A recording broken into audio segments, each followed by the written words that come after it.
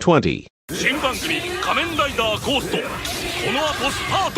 Let me start off by saying these first 5 aren't bad shows. To me, they're just okay, but as always, all toku is good to someone, and these certainly are. With that said, I'd rather have a show that's outright bad than boring, because at least there would be something worth talking about. Enter Kamen Rider Ghost, Tenkuji Takeru, who died on his 18th birthday, and goes through the same arc twice to collect the historic icons in order to make a wish. There are some very cool elements here. The icons, the action, the music, and the visuals are all genuinely great. Not to mention how there are some good messages for both children and adults, with its main thesis being about living your best life. It may not be a perfect life, but at least have fun with it. Otherwise, the characters to me are a bit one note, which can be fine, though this is where they drag the show down. Since characters who do have arcs and development tend to be fantastic, then they don't end up doing much else. And the overarching story, well, again, I wouldn't say the overall show is bad, since I can recommend Ghost to newcomers who want something lighthearted. But other fans may not enjoy the quote-unquote basicness of this. 19. In 2008, Wataru Kurenai discovers his birthright as the king of Fangires, but at the same time, we're taken to 1986 to learn about Wataru's father and how the Kurenai lineage connects with the Fangires. The story and characters sound really interesting. End of sentence. At least, there's quite a bit here that contribute to the overall story, especially romance. The one thing I actually really love is how episodes intertwine with each other, such as the story starting in 1986, then finishing off in 2008 with the battle against a Fangire that was hiding for 22 years. That's about as far as I can say about the plot. Every other positive I have is about the music and visuals. The stained glass motif across the suits and monsters are beautiful, and there are some phenomenal pieces of music. Combined together, I think GhiaIIy is just as okay can be. I didn't much care for the story's execution, but it did give me some fantastic songs to listen to. 18. Makoto Hikawa trains to become the wielder of a man-made Kamen Rider suit to fight against the unknown. He runs into a young man named Shuichi Sogami, who is secretly fighting as Kamen Rider Aito. A third rider comes in the form of Ryo. After a string of bad luck, he takes it upon himself to help these two answer the mystery of the unknown, and why certain people are dying. That explanation seemed like there's a lot of story, and there is, but it's mostly focused on the characters first and their day-to-day lives.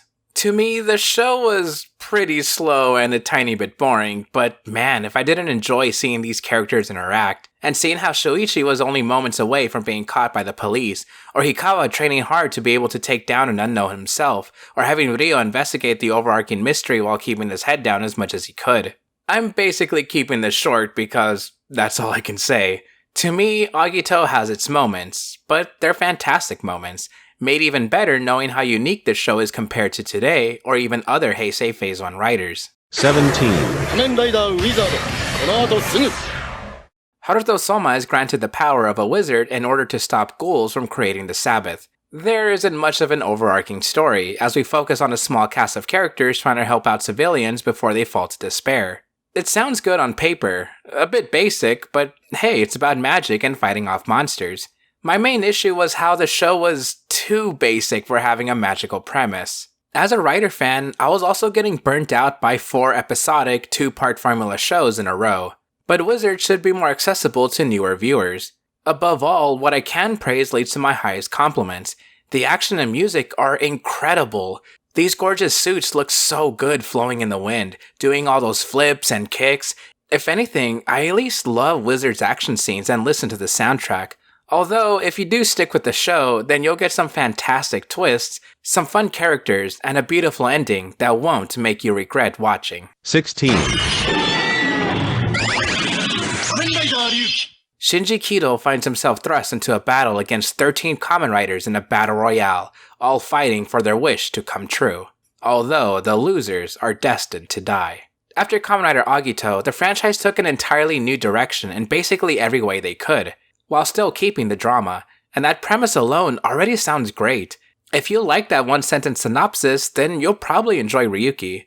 As for me, these shows are around 50 episodes long each, and I didn't feel the premise be stretched as much as Ryuki.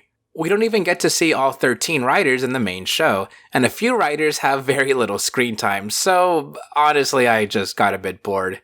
It's not entirely episodic, as we know each character has an arc to go through till the end, though I also didn't feel much about the characters in the first place. If anything, the premise and ideas alone were what pushed me through Ryuki, though again, it's not for me. I can definitely tell you to check it out, especially since it's available officially for free from Tokusatsu. 15, Tachibana, have you really betrayed us? That's what Kenzaki Kazuma asks the day his place of work got taken over by the undead. As Kamen Rider Blade, Kenzaki must seal away the undead with cards and discover the mystery behind these monsters, as well as the organization he works for. Okay, I swear this is the last time I'm gonna say a show bored me, though I'll add that Blade is also just a slow burn in general. Outside of the action-packed first episode, it takes a while before we really get anywhere, as weird as that sounds. But once the show finds its focus, it never stops, all leading up to the best ending I've ever seen in Kamen Rider. I could recommend this for newcomers, but probably not as your very first. I mean, you still can if you want to. Like I said, it's a slow burn, and you should understand what you're getting into, but it's very much worth the watch for any Rider fan. 14, Tokiwa Sogo dreams of becoming king, but that dream leads to a terrible future where he becomes a demon king, Omagio, and is destined to destroy the world. In the present day, it's up to him and some reluctant allies to change their fates, by getting help from Kamen Riders of the past. To celebrate Heisei Writers' 20th anniversary, we have a show that has so many cameos, so many great characters, and yet, I think it's okay. Yes, I love seeing actors return and having their stories intertwined with our main premise, but as many would tell you, the show is a bit of a mess. It doesn't follow its own time travel rules, character arcs are kind of just dropped, and some stories straight up just don't make any sense. However, as GhiaIIy tells you itself, just have fun with it. This is basically the pinnacle of turn your brain off and you'll have a good time. 13, Kamen Rider Decade ついにスタート On a random day, self-proclaimed photographer Tsukasa Kadoya is reminded to use the power of Kamen Rider Decade to either save the Rider worlds from colliding or destroy them. Following up on Heisei Writers' 20th anniversary on this list, here we have Heisei Writers' 10th. Ironically, this is another show where you should turn your brain off to have a good time. What I personally love with Decade over GhiaIIy is the cast of characters and premise. Instead of mountains of cameos, we get alternate worlds of Kamen Riders, retelling them in different ways with different characters. I know that's going to be a huge turnoff to some, but I really liked a lot of these stories, and it's a smart way to work around a multiverse premise like this. Plus, Tsukasa is just a great character. I love his standoffish ways of doing everything, despite being a terrible photographer. Another positive is that the season is the shortest of the Heisei era, so hey, if you don't like it, then at least it doesn't stick around for too long. 12, 3、2、1新番組仮面ライダーフォーゼ It's SpaceTime with Kisaragi Gentaro, the new kid in Amanagawa High School.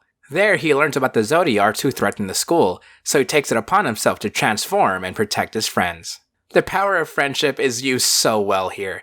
In probably the most feel-good Kamen Rider show out there, Gentaro and his friends make up such an amazing cast that the basic story doesn't even matter. Each episode is already great as we learn about the cast and how they deal with everyday troubles. Ironically, the action is probably the worst part, mostly since it incorporates a ton of CG, but the action itself isn't overall terrible. I just mostly care about the characters, and when the story does happen, oh boy, it's fantastic as well, even if it's mostly for the end. Easily one of the best recommendations I can make for newcomers, Heisei shouldn't be missed for any Rider fan. 11, 仮面ライダーオーズこの後スタート Eiji Hino lives a vagabond lifestyle, but he's happy as long as he has underwear for tomorrow.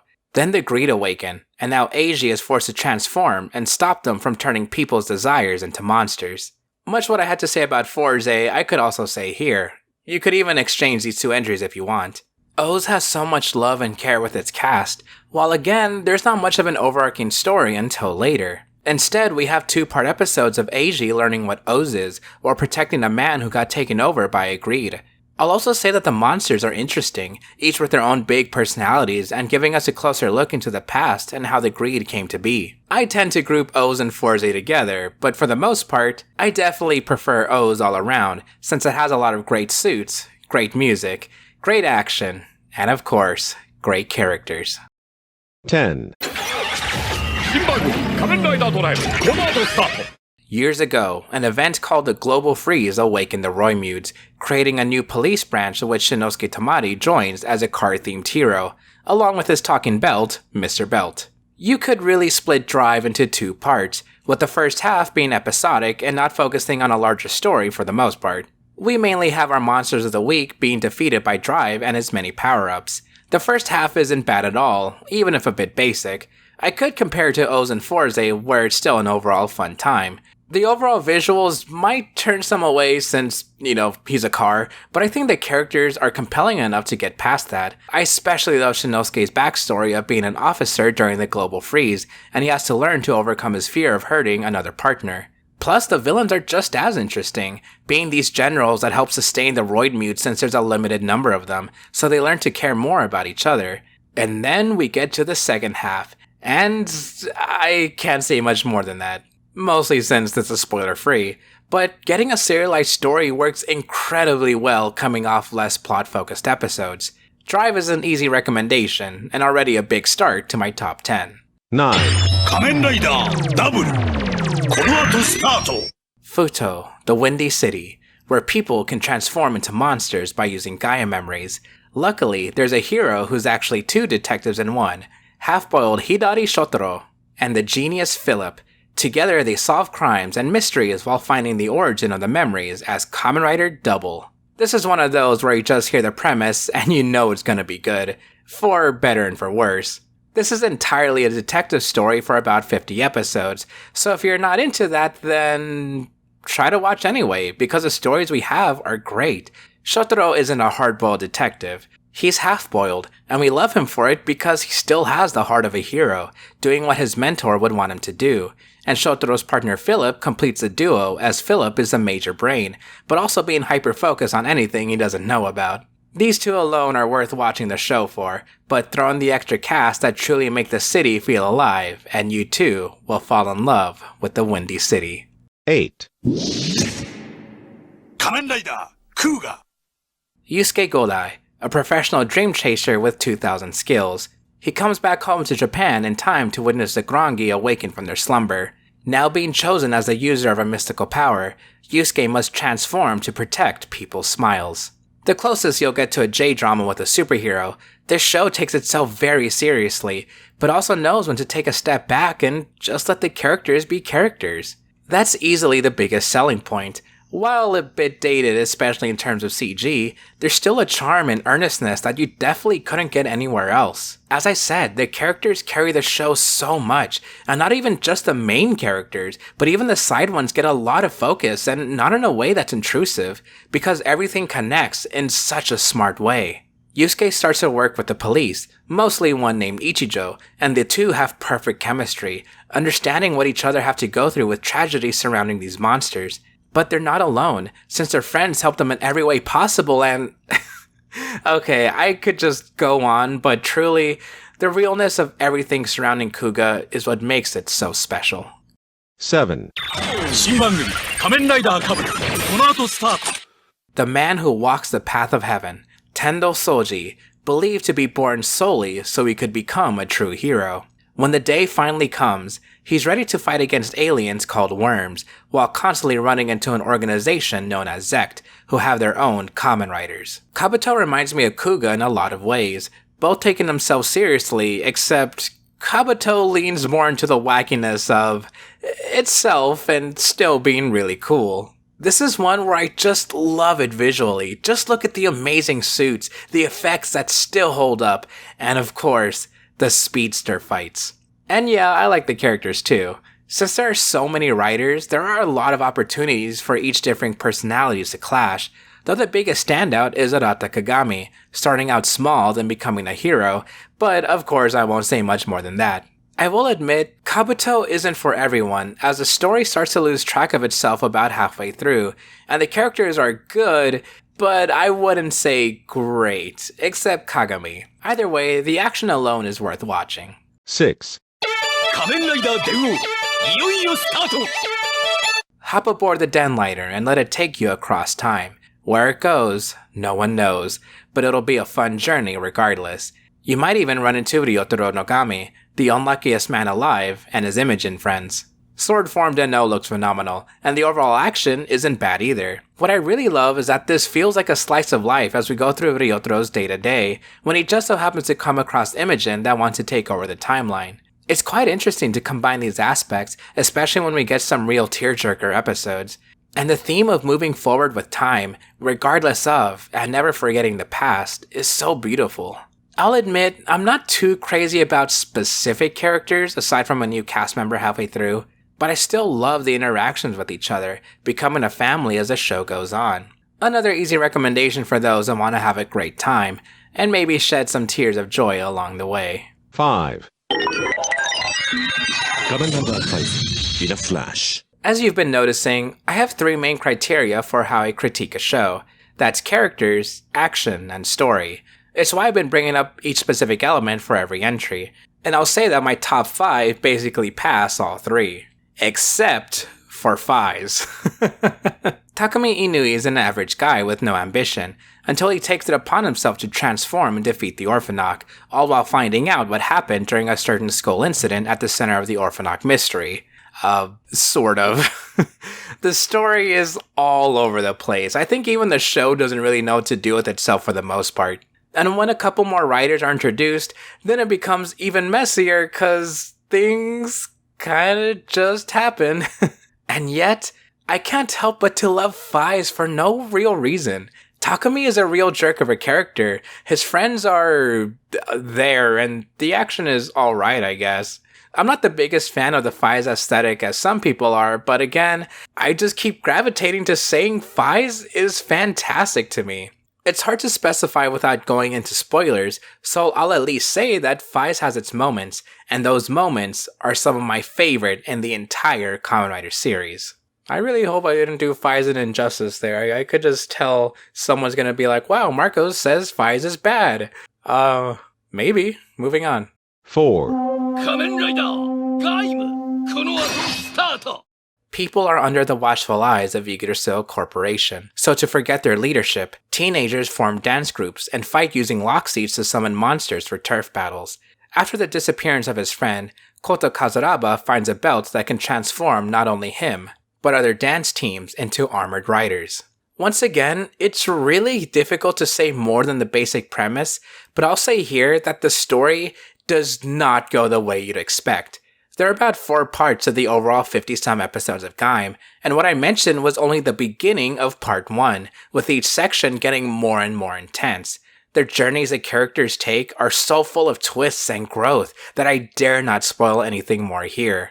The premise at first might seem like a Ryuki situation, but I think the writer versus writer theme is done much, much better here. Because everyone at least gets some chance in the spotlight, while also fighting multiple writers at the same time. It's not exactly a battle royale, but rather more like the warring states of feudal Japan. Learn what the characters are trying so hard to fight for, and what they each give up in return. 3, 仮面ライダーエグゼイドこの後スタート When the gamer virus breaks out, it's up to a group of doctors to transform and fight against the bugsters, while figuring out how this outbreak started in the first place.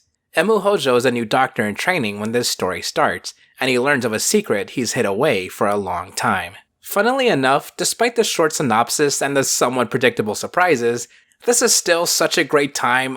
That's why it's like in my top 3. I think it's definitely because of how it balances all 3 of my criterias. Action. Well, it's based on video games, so it's really flashy. Characters. All very lovable and each have their own arcs that end up to be very satisfying. I'm not all that into Emu, but the rest of the cast is fantastic. Especially Poppy, she's the best. And story. As I said, the individual arcs are good. I'd even say some of the best in the entire series. But hey, you probably just saw the video game aesthetic and figured you want to watch it, and yes, it's very much worth the watch. 2, So this is definitely going to sound unfair and kind of cheating, but my number 2 spot is going to be filled with 2 shows. It's really hard to decide these two, even like the top 3. But I think these two side by side really are my favorites, while my number 1 is my absolute favorite. 仮面ライダー響き、この後すぐ。 A young boy named Asamu is getting ready to move to another school, but he's not entirely sure what he wants to do. One day on a trip, he meets Hibiki, a man who can transform into an Oni and fight the creatures that haunt the wilderness. The closest we get to a slice of life show, this one doesn't really have an overall story other than fighting monsters. Instead, we focus on Asamu's struggles of growing up, being a lost kid in a world that might seem scary, but with the right friends, he'll get there. As simple as it sounds, I just love this show to death for that. Its simplicity to tell heartfelt stories of normal people, all with the backdrop of having a superhero. 仮面ライダービルド、この後すぐ。 The genius physicist Kiryu Sento has been a hero for some time now, but he doesn't remember too much about his past, until he stumbles across a runaway convict. From there, the two unravel the many disappearances around Japan, and why the country was divided into 3 by a literal wall. Hey, was that premise enough for you? Because that already sounds insane enough as it is. I would say Build across the board perfects the criteria I have. Characters, action, story. I have pretty much nothing to critique there except for like a couple episodes near the end. And I even have hour-long videos for every single one of these videos, but Build, I just talked nonstop about it. That's how much I loved it. I mean, I'm not even going off a script here. I can just talk about Build for so long. I have like a 2-hour-long Build video just talking about how much I love these characters, how amazing the action look. Oh my gosh, I love the aesthetic. It is so amazing. I love Build's suit. It's honestly one of my favorites of all time. And the story, oh my gosh, I keep saying every single time I bring up Build, I always bring up like a sentence or two of the synopsis, and I always say, I can't say more because literally everything else is a spoiler. Because yes, everything else is literally a spoiler. If I say anything more from there, oh my gosh, Build is just so good. 1. Kamen Rider, Amazons. I don't know, I just like it.